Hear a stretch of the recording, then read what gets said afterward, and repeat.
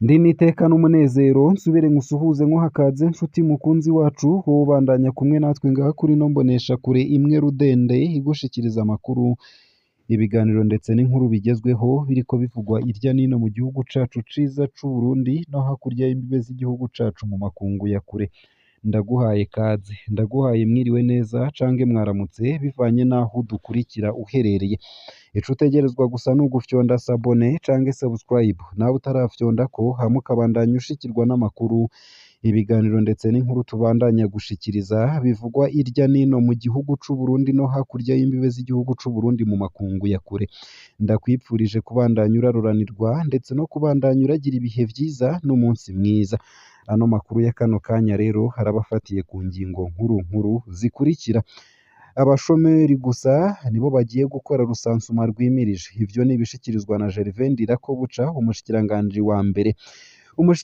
wa mbere Gervais Ndirakobuca batazira ndakugarika hamenyesha ko abagiye gukora rusansuma rwimirije hari abadafise ubuzi cange se abashomeri cange se babuze bakaba abanyeshuri bari mu buruhuko ariko abakozi ba leta ntibemererwe gukora ico gikorwa ikindi nuko kizira ko usanga abantu babiri cange batatu bava mu muryango umwe bariko barakora ico gikorwa ca rusansuma mu gihe hari benshi bipfuza ayo mahirwe ibi akaba yarabishikirije ku munsi w'ejo igenekerezo rya 18 Mukakaro 2024 mu ntara ya Gitega mu gihe yararamutse hatanguza icese isekeza ryo guhimiriza abanyagihugu kugira bazokwitabire rusansuma rwimirije rw'abantu uburaro uburimyi n'ubworozi rutegekanijwe ku wa 16 Myandagaro 2024 kugeza ku wa ndwi Nyakanga 2024 byinshi kuri iyo nkuru ni mukanyi mu buryo bw'idonido ntuje kure nayo kandi Evariste Ndayishimiye avuga ko umuheru uzorinda uza tukirya ubutare bwaraye buvumbuwe mu ntara ya Kirundo muri komine Busoni ku mutumba Murihe bungana n'itoni 12 ndetse n'ibihumbi 700 ukoze ibiharuro uko casterite igurwa ku giciro mpuzamakungu c'idolari ibihumbi 17 ndetse n'500 usanga bingana n'imiliyaridi 222 ndetse n'imiliyoni 250 z'amafaranga y'amanyamerika ni ukuvuga amadolari uyashize mu mafaranga y'amarundi ku giciro ca BRB n'amafaranga menshi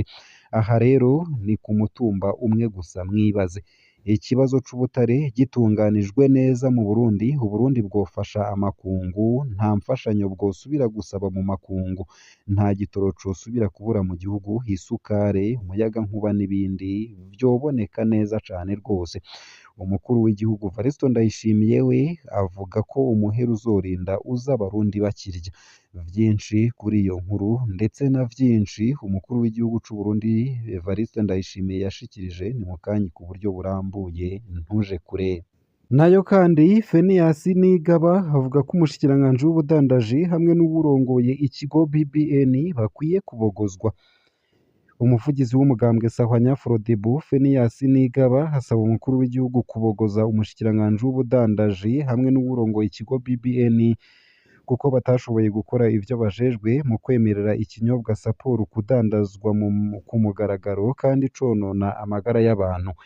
ibi bikaba biri mu itangazo ry'umugambwe Sahwanya Frodebu basohoye ku munsi w'ejo igenekerezo rya 18 z'ukwezi kw'indwi 2024 nyuma yaho umukuru w'igihugu c'u Burundi Evariste Ndayishimiye atangarije ko ikinyobwa Sapporo gisibije amagara y'abantu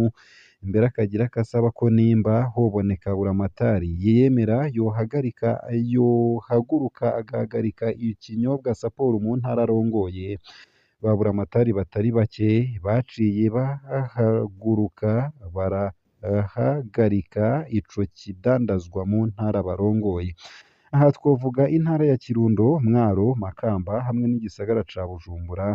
eka mbere n'uburongoye ikigo BBN gisuzuma ubuziranenge bw'ibidandazwa nticatevye guhagarika urudandazwa rw'ikinyobwa Sapporo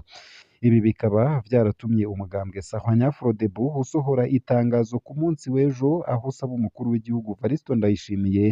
kubogoza umushikiranganji w'ubudandaji hamwe n'uwurongoye ikigo BBN kubogozwa kuko batashoboye gukora ivyo bajejwe. Isayo gusa ayo hamwe n'ayandi ni mukanyi mu buryo bw'idonido ntuje kure. Ico utegerezwa gusa ni ukumanuka munsi y'ino video hama ugafyona imbere y'ijambo Isange TV,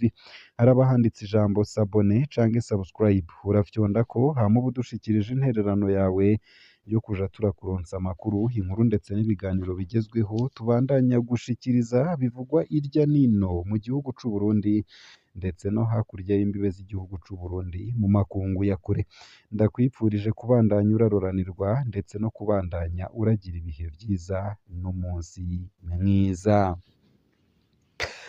Ano makuru ku buryo burambuye nunyemerere nyatangurire kuri ino nkuru ivuga ko Perezida Evariste Ndayishimiye avuga ko umuhero uzorinduza tukirya. Ubutare bwaraye buvumbuwe mu ntara ya Kirundo muri komine Busoni ku mutumba Murihe bungana n'itoni icumi na zibiri ndetse n'ibihumbi amajana indwi. Ukoze ibiharuro uko kasiterite igurwa ku giciro mpuzamakungu c'idolari ibihumbi 17,500 bingana n'imiliyaridi amajana 222 ndetse n'imiliyoni amajana 250 vy'amafaranga y'amanyamerika, ni ukuvuga amadolari nyine. Uyashize mu marundi ku giciro ca BRB n'amafaranga menshi. Aha rero ni ku mutumba umwe gusa, namwe mwibaze ikibazo c'ubutare gitunganijwe neza mu Burundi, Uburundi bwofasha amakungu, nta mfashanyo bwosubira gusaba mu makungu, nta gitoro cosubira kubura mu gihugu, isukare, umuyagankuba n'ibindi vyoboneka. Umukuru w'igihugu Evariste Ndayishimiye we avuga ko umuhero uzorinduza abarundi bakirya. Dufatiye kuri ayo mahera yova muri kasiterite wosanga n'umunyagihugu muto yoshobora guhembwa yicaye. Ikibazo nuko ashobora kuja mu mifuko ya bamwe bamwe kuko n'ubu hashize igihe kirekire bavuga ko nikeri ya Musongati yimbwa ndetse n'ahandi, ariko ibibazo bikaguma vyiyongera mu gihugu. Evariste Ndayishimiye yarakwiye guhagurukira kino kibazo koko ubutare bukaba ubw'abarundi bose, nta nyagupfa nta nyagukira. Ngayo nguko ivy'iyo nkuru. Nayo mu yandi makuru kandi nonyemerere nkushikirize ino nkuru ivuga ko umushikiranganji w'ubudandaji hamwe n'uwurongoye ikigo BBN bari bakwiye kubogozwa. Umuvugizi w'umugambwe Sahwanya Frodebu Phineas Nigaba hasaba umukuru w'igihugu c'u Burundi Evariste Ndayishimiye kubogoza umushikiranganji w'ubudandaji hamwe n'uwurongoye ikigo BBN kuko ngo batashoboye gukora ivyo bajejwe mu kwemerera ikinyobwa Sapporo kikadandazwa ku mugaragaro kandi conona amagara y'abantu. Ibi akaba yarabishikirije mu itangazo ry'umugambwe Sahwanya Frodebu basohoye ku munsi w'ejo. Inyuma yaho umukuru w'igihugu c'u Burundi Evariste Ndayishimiye hatangarije ko ikinyobwa Sapporo gisibije amagara y'abantu, mbere akagira kasaba ko nimba hoboneka buramatari yiyemera ko yohaguruka agahagarika ikinyobwa Sapporo mu ntara arongoye. Ba buramatari batari bake baciye bahaguruka barahagarika ico kidandazwa mu ntara barongoye. Aha tukaba twovuga nko mu ntara ya Kirundo, mu ntara ya Mwaro, mu ntara ya Makamba hamwe no mu gisagara c'ubudandaji Bujumbura. Eka mbere n'uwurongoye ikigo BBN gisuzuma ubuziranenge bw'ibidandazwa ntiyatevye guhagarika urudandazwa rw'ikinyobwa Sapporo. Ibi bikaba vyaratumye umugambwe Sahwanya Frodebu usohora itangazo ku munsi w'ejo igenekerezo rya 18 z'ukwezi kw'indwi 2024, aho usaba umukuru w'igihugu c'u Burundi Evariste Ndayishimiye kubogoza umushikiranganji w'ubudandaji hamwe n'uwurongoye ikigo BBN kubogozwa kuko ngo batashoboye gukora ivyo bajejwe. Umugambwe Sahwanya Frodebu uranegura ikigo kijejwe ubuziranenge BBN kuko kitashoboye gukora ivyo kijejwe kigatanga uruhusha kw'ihinguriro rikora ivyo binyobwa,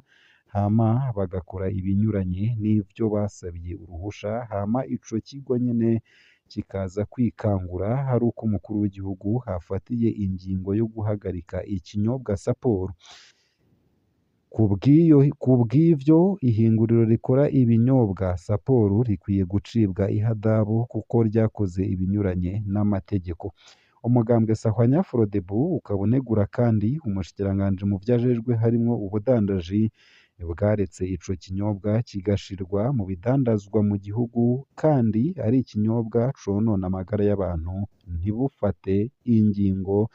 n'imwe mu gukingira abanyagihugu. Umugambwe Sahwanya Frodebu ukaba urangiza usaba umukuru w'igihugu c'u Burundi Evariste Ndayishimiye kuraba neza abamuri impande kw'ivyo abatuma babikora nk'uko abishaka hama ababikora uko utariko akababogoza. Ngaha akaba ariho nsoreje ano makuru nari naguteguriye ariko avugwa irya nino mu gihugu c'u Burundi ndetse no hakurya y'imbibe z'igihugu c'u Burundi mu yandi makungu. Ico utegerezwa gusa ni ukumanuka munsi y'ino video hama ugafyona imbere y'ijambo Isange TV haraba handitse ijambo s'abonner canke subscribe urafyondako hama udushikirije intererano yawe yo kuja turakuronsa amakuru inkuru ndetse n'ibiganiro bigezweho tubandanya gushikiriza. Ndakwipfurije kubandanya uraroranirwa ndetse no kubandanya uragira ibihe vyiza n'umunsi mwiza.